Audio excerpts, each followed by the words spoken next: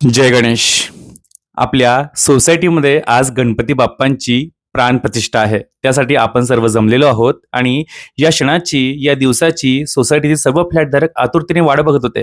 कारण 2 ते 3 वर्ष झाले इथे मंदिर बनून तयार होतं, पण मंदिरात मूर्तीच नव्हती. सर्वांना आतुरता होती की बाप्पा केव्हा येणार आणि एप्रिल महिन्यातल्या 12 ते 13 तारखेला आपण बाप्पांची स्थापना करायचे ठरवले.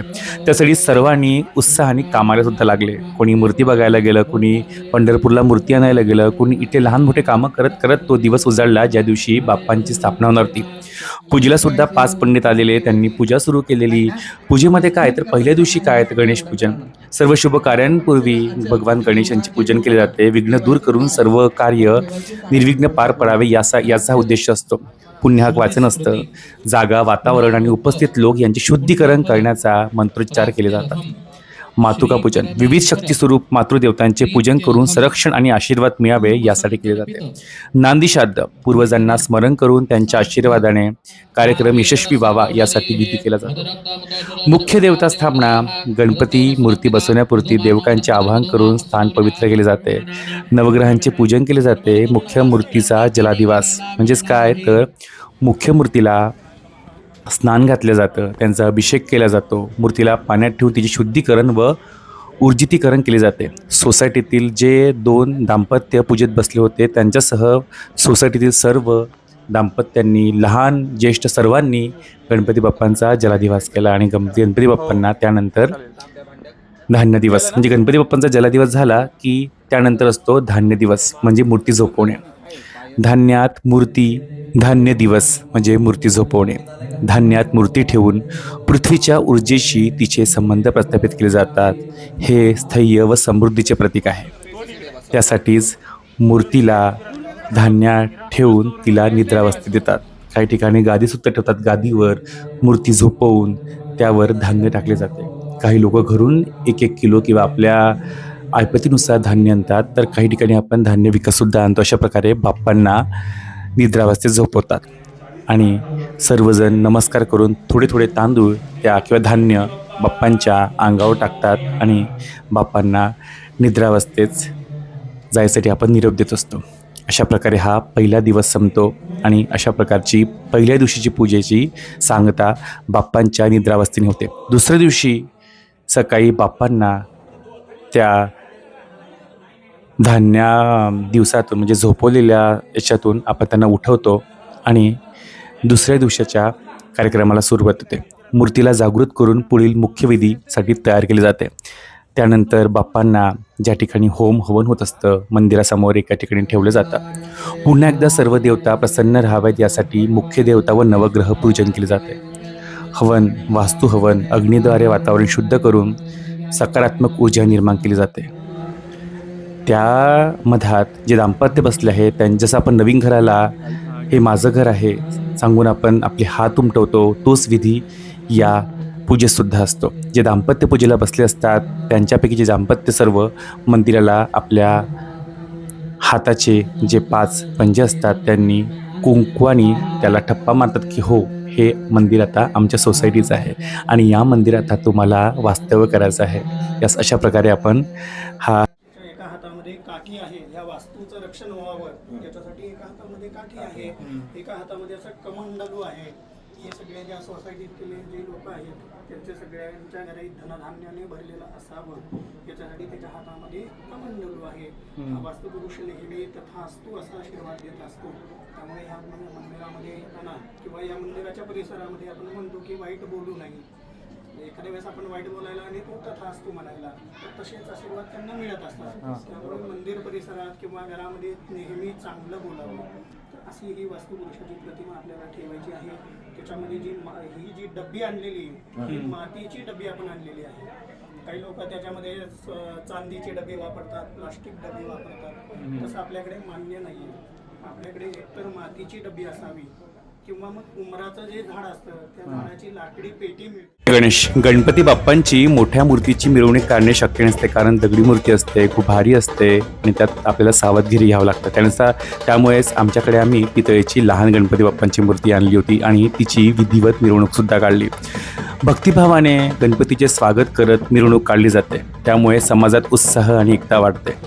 आणि महत्त्वाचे म्हणजे या मिरवणुकीमध्ये सर्वजण सामील होतात. ढोलक वादन किंवा ती मूर्ती प्रत्येकाच्या हातात यावी, बाप्पांचं स्वागत प्रत्येकाच्या हाताने यावं असं वाटत असतं. त्यामुळे सोसायटीतील प्रत्येक फ्लॅटधारकाने आपल्या हातात मूर्ती घेऊन 2 पावलं तरी चाललेत. म्हणजे तोच एक मनाला हे असतो की आपण आपल्या कार्यक्रमात आपल्या बाप्पांना आपल्या हाताने 2 पावलं चालवलं. कारण गणपती बाप्पांच्या स्थापनेपूर्वी त्यांना चालवणं 5 तरी पावलं चालवावं लागतात असं म्हणतात. अशा प्रकारे आम्ही आमच्या सोसायटीमध्ये एक लहानसा राऊंड घेत आम्ही मुख्यद्वाराने आत प्रवेश केला आणि गणपती बाप्पांची मूर्ती आता आमच्या सोसायटीतल्या पोडियमवर येणार होती. कारण स्थापना तिथे होणार होती. त्यामध्यात फटाके फोडण्यात आले किंवा ढोलवादन आणखी जोशाने करण्यात आले. अशा प्रकारे आपल्या मूर्तीचे मेन गेटवर स्वागत करून आम्ही आमच्या त्या गणपती बाप्पांना मेन गेटवरून आमच्या सोसायटीच्या आत आणलं. कारण ते आता आमच्या सोसायटीतील सर्व विघ्न दूर करणार आहेत.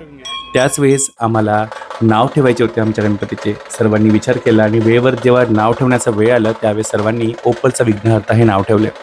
आणि महत्त्वाचे म्हणजे या विधीमध्ये समोरचा विधी असतो हवन, वास्तुपूजन. अग्नीद्वारे वातावरण शुद्ध करून सकारात्मक ऊर्जा निर्माण करण्याचे काम हवन करतं.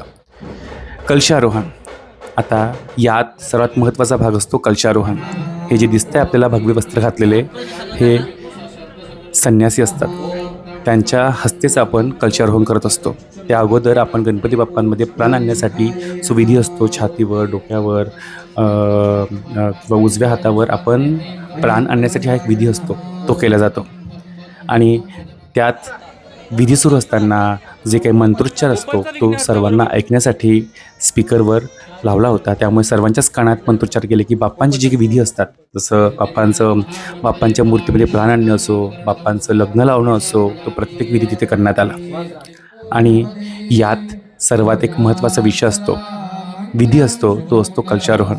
कारण त्यानेच असं म्हणतात की कलशावरूनच ऊर्जा म्हणजे जो कलश असतो, कळस असतो मंदिराचा, तो ऊर्जा प्राप्तीचा असतो, जो पूर्ण ब्रह्मांडातली ऊर्जा एकत्रित करून आणतो आणि आपल्या मंदिरात प्रस्थापित करण्याचं काम कलश करत असतो. हे जे बाबा दिसत आहे हे आता कलशारोहण करणार होते, म्हणजे मंदिरातला कळस लावणार होते. त्यासाठी त्यांनी कळस घेऊन मंदिराची प्रदक्षिणा घेतली आणि विदिन सेकंद पटकनच ते मंदिरावर चढले. त्यांची एनर्जी बघण्यालायक होती की इतक्या ज्येष्ठ वयात, म्हणजे यांचं वय जास्त असून ते पटकन आपल्या मंदिरावर चढले. आणि कलश हे शुभतेचे प्रतीक आहे, त्यामुळे स्थैर्य, दिव्यता आणि पवित्रता वाढते. अशा प्रकारे आमचं कलशारोहण झालं. आणि त्यानंतर गणपती बाप्पांना सजवण्यात आलं. त्यानंतरची जे काही मूर्ती प्रतिष्ठापनेचा विधी असतो हा सर्वात महत्त्वाचा विधी असतो. यामध्ये मूर्तीमध्ये देवत्व प्राण प्रस्थापित केले जाते, म्हणजेच मूर्ती जिवंत देवस्वरूप मानली जाते. यामध्येच आता असतं पिडिका पूजन. मूर्ती ज्या आसनावर स्थापित आहे त्या पिडिकेचे पूजन करून स्थैर्य आणि आदर व्यक्त केला जातो. पूर्णाहुती संपूर्ण विधीचा समारोप सर्व देवतांचे आभार मानून यज्ञ पूर्ण केला जातो. आणि जे काही तिथलं भस्म असतं ते प्रत्येकाला जिथे उपस्थित सर्व आहे सर्वांकडे भस्म दिलं जातं, जेणे की ते भस्म आपण आपल्या कपाळाला किंवा मानेला लावू शकतो. असं म्हणतात की हे भस्म लावणं खूप चांगलं प्रतीक असतं. एकदम प्रामाणिक आणि सर्वात चांगली उच्च दर्जाची ऊर्जा आपल्यापर्यंत येते. कारण हे सर्व हा जो सोहळा असता या अग्निरूपी हवनाने बघितलेला असतो आणि ते आपण आपल्यात थोड्या रूपात आपल्यात सामावण्याचा प्रयत्न आपण करत असतो. आणि सर्वात महत्त्वाची म्हणजे शेवटला असतो आरती, महानैवेद्याने आरती. आणि आज आपल्या आरतीमध्ये 251 मोदकांचा नैवेद्य होता. तेही उकडीचे मोदक, कारण उकडीचे मोदक बाप्पांना खूप आवडतात. त्यानंतर आरती, भव्य आरतीचे आयोजन केले होते. सोसायटीतील प्रत्येकांजवळ आरती देण्याचा प्रयत्न केला. आपण आवाहन केले होते की प्रत्येकाने आरती घेऊन या, जेणेकरून प्रत्येकाला त्यांच्या जागेवरून आरती करता येईल. पण मंडप होता आणि आग लागण्याची भीती असल्यामुळे आपण हे खूप सोप्या आणि साध्या पद्धतीने करून आरती केली. त्यानंतर ढोलवादनाला सुद्धा जोश आला. याने ढोलवादनानेच आपल्या कार्यक्रमाला 4 चांद लावले असं म्हणता येईल. कारण ढोलकवादक खूप चांगल्या प्रकारचे होते. त्यांना ते आपल्या विधीमध्ये जेव्हा थांबायचे तेव्हा थांबले. त्यांनी आपल्याला फुल टू सुरुवातीपासून शेवटपर्यंत ढोल पथकाने सपोर्ट केला. आणि मध्यात आपल्याकडे प्रवचनसुद्धा झाले दुसऱ्या दिवशी. त्यानंतर आपल्या इकडले नवदुर्गा भजनी मंडळाचं भजन झालं. त्यांनी भजन म्हणजे काय की मूर्ती स्थापनेनंतर सर्वात पहिला विधी होता भजनाचा. म्हणजे असं म्हणता येईल की या नवदुर्गा भजनी मंडळांनी आपल्या बाप्पांना स्थापन झाल्यावर सर्वात पहिला मान म्हणजे भजन बाप्पांच्या कानी ऐकवलं ते या नवदुर्गा भजनी मंडळांनी. आणि त्यात उत्साह म्हणजे फुगड्या खेळण्यात आला. जो काही महिला वर्गाचा जल्लोष असतो तो आपल्याला पाहायला मिळाला. आपल्या सोसायटीत असो किंवा ते भजनी मंडळ असो, एकत्रित येऊन त्यांनी फुगड्या खेळल्या, गणपती बाप्पांसमोर लहानसं नृत्य केलं. कारण की बाप्पांनासुद्धा नृत्य आवडतं. बाप्पा हे 64 कलांचे अधिपती आहेत. त्यातला एक कला असते नृत्य गायन. बाप्पांना आवडतंच. आणि शेवट आम्ही केला त्या दिवशी या अथर्वशीष पठणाने. आमच्या सोसायटीतील सर्व भगिनी महिला वर्गांनी 21 आवर्तने घेऊन गणपती अथर्वशीषाचं पठण केलं आणि त्यानंतर अशा प्रकारे आमच्या या 2 दिवसाच्या सोहळ्याची सांगता झाली. कार्यक्रम खूप छान झाला. असा कार्यक्रम कुठेच बघायला मिळत नाही. जय गणेश. पुनश्च स्वागत.